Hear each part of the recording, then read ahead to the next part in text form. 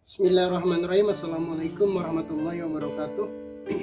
Hamdan wa syukran lillah, la hawla wala quwwata illa billah. Asyhadu an la ilaha illallah wahdahu la syarika lahu wa asyhadu anna Muhammadan abduhu wa rasuluhu la nabiyya ba'da. Allahumma sholli ala sayyidina Muhammadin wa ala ali sayyidina Muhammad. Amma ba'du.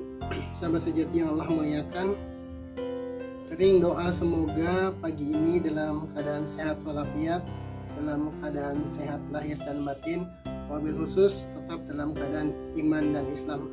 Amin amin ya rabbal alamin. Pagi ini perhatian saya tertuju pada bonsai kelapa yang mati. Ini kemarin salah satu percobaan saya.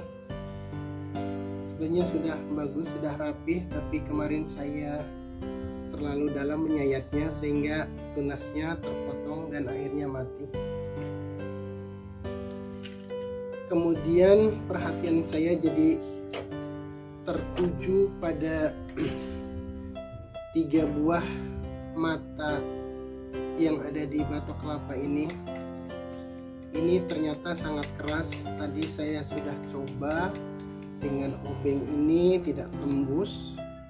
Ini sangat keras, tapi satu mata kelapa ini ternyata sangat mudah ditembus, karena dari sinilah kemudian tunas kelapa itu muncul.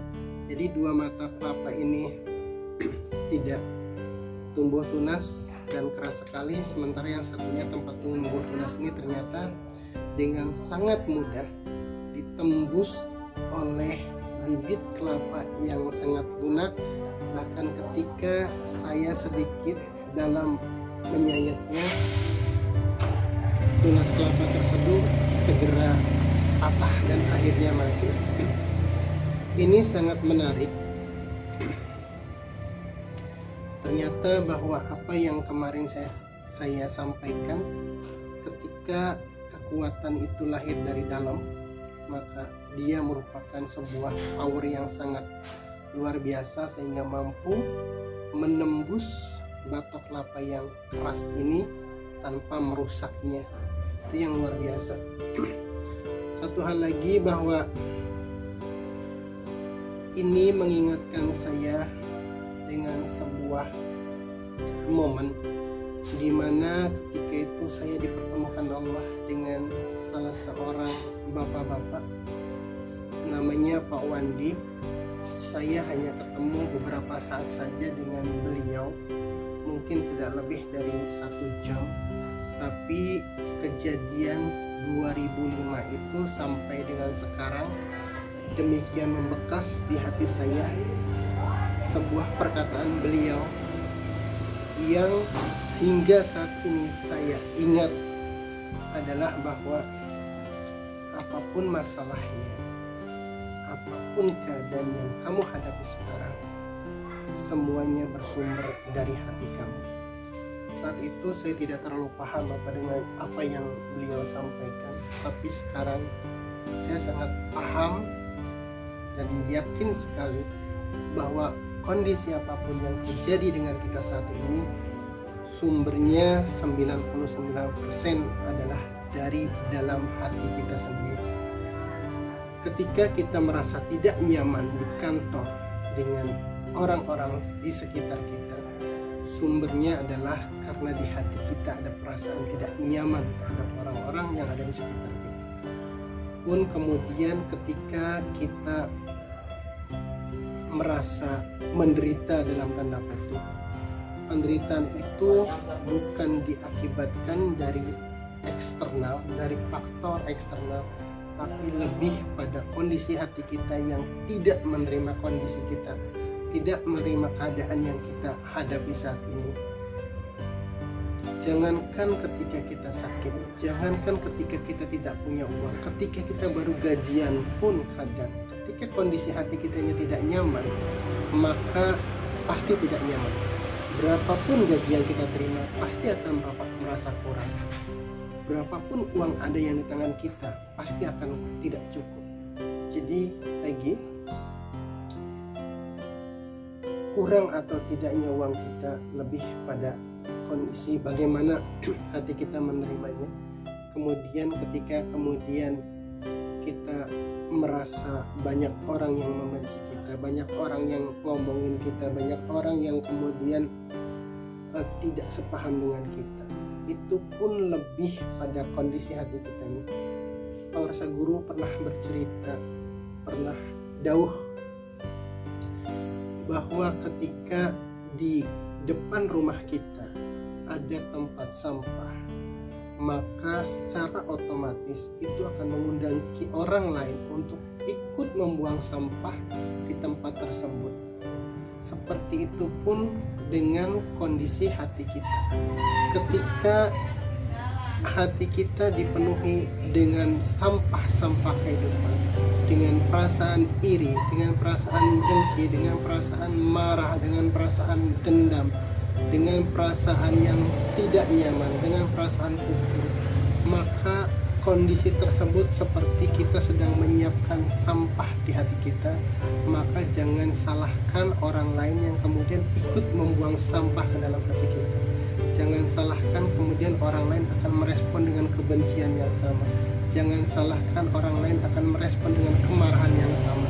Jangan salahkan orang lain yang kemudian akan berbalik mengata-ngatai kita, berbalik akan mengcounter apa yang kita nyatakan dengan perasaan tidak nyaman. Jadi sangat wajar, sangat logis kalau kemudian apa yang kita terima sebenarnya bersumber dari hati kita, dari dalam diri kita sendiri. Yang saya tadi sampaikan, apa yang Pangrasa Guru sampaikan adalah benar. Ketika hati kitanya ruwet, ketika hati kitanya penuh dengan sampah-sampah, maka sampah-sampah dari luar pun akan berdatangan dengan sendirinya. Sebaliknya, ketika hati kitanya bersih, ketika halaman kita rumah bersih, ketika kemudian tidak ada sampah di sekitar kita, maka orang lain pun pasti akan segan untuk membuang puntung sekalipun ke dalam halaman rumah kita. Pun ketika hati kitanya nyaman, ketika hati kitanya dipenuhi dengan cinta, hati kitanya dipenuhi dengan kasih sayang, dipenuhi dengan kesabaran, dipenuhi dengan toleransi, dengan tepuk seliro, dengan pengertian kepada orang lain, dengan senyum, dengan ramah, maka yakin pasti orang lain pun akan merespon dengan hal yang sama. Orang lain akan merespon dengan senyum juga, orang lain akan merespon dengan keramahan juga, orang lain merespon dengan kebaikan juga. Kalau kemudian ada yang mengatakan saya sudah berbuat baik, tapi kemudian respon orang lain sebaliknya, sebenarnya itu artinya hati kitanya yang belum benar, hati kitanya masih ada sampah, sehingga orang lain yang berbuat baik sekalipun akan terlihat seperti sampah. Maka seperti batok kelapa ini, ketika kita sudah tahu masalahnya dari dalam hati kita, kita tidak perlu menyalahkan situasi, kita tidak perlu menyalahkan lingkungan, kita tidak perlu menyalahkan orang lain. Yang harus kita benahi segera adalah hati kita, agar kemudian timbul inner power seperti tunas kelapa ini yang mampu menembus patok yang tajam. Dan lagi kita sudah tahu masalahnya di hati kita, maka hal yang pertama yang harus kita benahi apapun masalahnya adalah hati kitanya. Hati kitanya benahi, hati kita bersihkan, sampah-sampahnya kita eliminir, kita kita bersihkan, sehingga kemudian hati kita menjadi bersih. Insya Allah ketika hati kitanya bersih, maka segala solusi akan Allah perlihatkan, segala kemudahan akan Allah bukakan. Syaratnya tadi, meskipun Allah memberikan solusi itu setiap detik, setiap saat, tapi ketika hati kitanya belum terbuka, hati kitanya masih berkubang dengan sampah, hati kitanya masih ditutupi dengan awan kegelapan, kebencian, angkara dan lain sebagainya, maka petunjuk Allah itu tidak bisa kita baca, sehingga kemudian kita justru mencari-cari solusi dari luar diri kita sendiri. Yakin bahwa kalau hati kita sudah bersih, apapun masalahnya, insya Allah Allah akan memberikan solusi dengan sangat mudah. Yang tadi saya katakan bahwa sebenarnya Allah sudah memberikan solusi, hanya sekarang hati kitanya, bagaimana kita membaca solusi tersebut, bagaimana kita membaca hidayah dari Allah tersebut. Analogi yang indah juga dari guru, ketika ada batok kelapa di sini pun, ketika tidak ada cahaya matahari atau ketika malam gelap tidak ada cahaya, maka kita tidak akan pernah bisa melihat batok kelapa ini meskipun di depan mata kita. Seperti itulah petunjuk Allah. Petunjuk Allah sangat dekat. Hidayah Allah itu sebenarnya senantiasa memberikan penerangan pada kita, tapi kita tidak mempunyai cahaya di hati kita, sehingga kita tidak bisa melihat petunjuk Allah itu yang sedemikian dekat. Benahi hatinya, bersihkan hatinya, insya Allah apapun permasalahannya kita akan segera menemukan solusinya lagi di dalam diri kita sendiri, di dalam hati kita sendiri. Bagaimana caranya? Ala bidzikrillah tatmainnul qulub, bahwa dengan tenang itu merupakan salah satu cara untuk membuka hijab di hati kita, dan dengan zikirlah kemudian kita hati menjadi tenang. Maka sudah sebianya kita amalkan apa yang guru-guru kita berikan, apa yang guru-guru kita sampaikan, bukan untuk guru kita, bukan untuk siapa-siapa, tapi untuk diri kita sendiri.